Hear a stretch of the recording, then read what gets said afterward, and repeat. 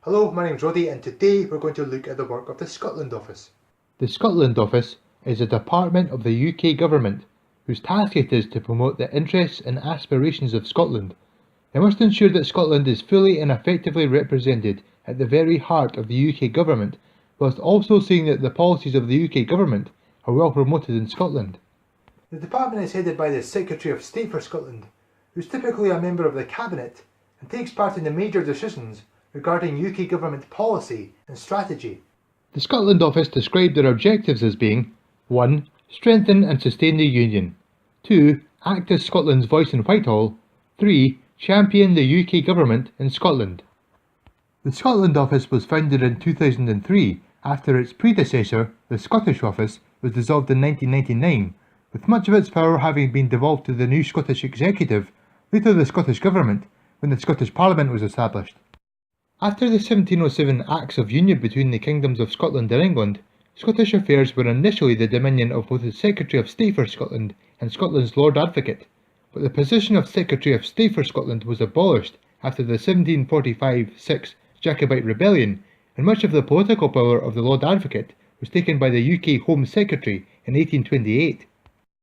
However, in 1885 the Scottish Office was created, with a new Secretary for Scotland as its head, and was tasked with the supervision of Scottish boards, including the Board of Supervision for Poor Relief and the Scotch Education Department.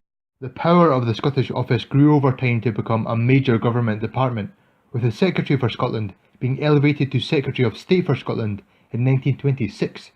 The department would eventually come to control most aspects of domestic governments in Scotland, from its great headquarters at St Andrew's House in Edinburgh.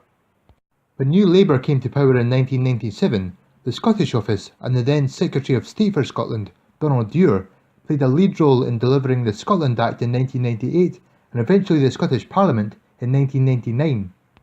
Since the establishment of the Scottish Parliament and the Scottish Government, both the Office of Secretary of State for Scotland and their departmental budgets have greatly diminished. The office holder's position as Keeper of the Great Seal of Scotland was passed to the First Minister of Scotland in 1999, and the Secretary of State's role is now often held by another member of Cabinet as a part-time position. For example, Alistair Darling held the position of Secretary of State for Transport from 2002 to 2006, whilst also being Secretary of State for Scotland from 2003 to 2006.